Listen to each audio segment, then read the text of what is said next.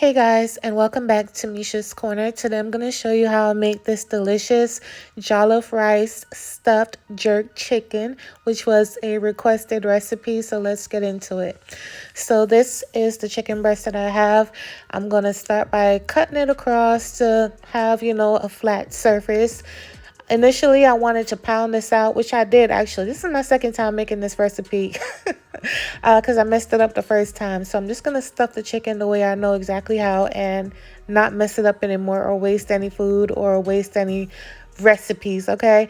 But I'm gonna slice it right down the center like I'm doing here. Make sure you wash and or clean your chicken. Make sure it's clean and good to go. I'm gonna season this up with some adobo and some smoked paprika. I'm not doing the entire most because you already know jollof rice, which is what I'm gonna stuff this with. The spicy, savory, delicious jollof rice that I made the other day and put the video out. So you don't need to do the absolute most. So then I added the jerk paste. You could buy whatever brand that you prefer, and we're gonna spread it all over, or you can make your jerk paste from scratch, but make sure you get it everywhere, like all over, everywhere. A nice good layer on both sides. And you can use an all-purpose seasoning or a chicken seasoning, but I just use adobo, some smoked paprika, some salt, and kept it simple. My taste buds are not shot, so I taste everything, okay? If your taste buds are shot, make sure you brush your teeth before you eat this recipe, okay? Because the jollof rice is spicy, the jerk paste is spicy as well, so you don't want to overdo it. This is what it looks like. You want to put it in the refrigerator for 2 hours or up to overnight. This is the jollof rice that I made just previously a few days ago on this channel, and I have some left, and this is what I'm going to stuff the chicken with. I'm also going to be using provolone cheese because I feel like when you stuff something, it needs a glue. And if you're going to use the cheese, you need to use provolone or mozzarella, nothing that has flavor, because again, it's mostly just for, aesthetics and just like a glue to glue everything together. So do not use cheddar, do not use pepper jack. Okay, you guys get the point. Plain simple cheese with barely any flavor whatsoever. And this was just genius, by the way. It was so good. This is probably one of the most delicious chicken dishes I've ever had, and I have a lot of chicken dishes on here, but shout out to the travel plug for requesting this recipe. It was dope, and I'm definitely gonna put this on repeat, like literally over and over and over again. This was so delicious, seriously. But yes, and I'm gonna add it to the air fryer. I can't grill right now. It's 105 degrees in Texas. It's giving hell, and so I'm gonna use the air fryer, the next best thing.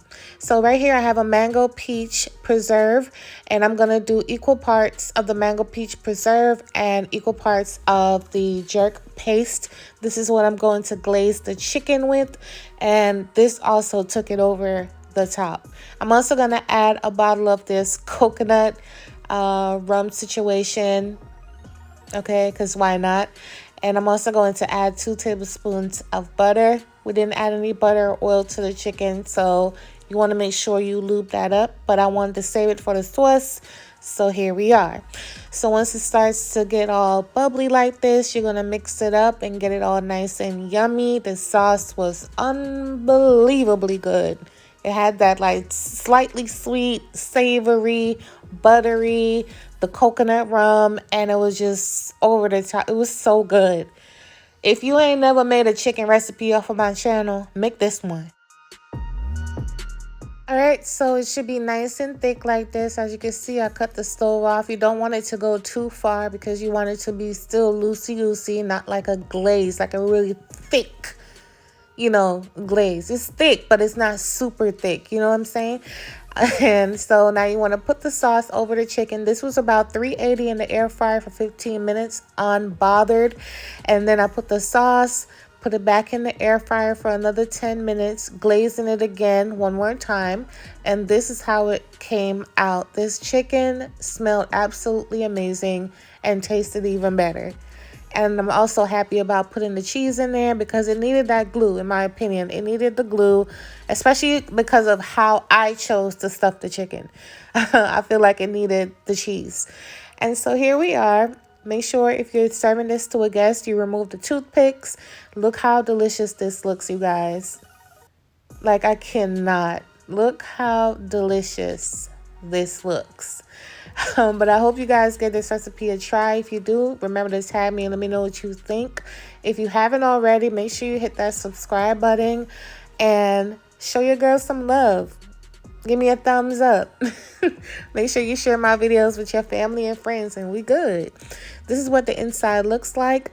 And yeah, like I said, it was just so good, juicy, perfectly cooked, cheese nice and melty. The rice was nice and tender. And I hope you guys give this one a try.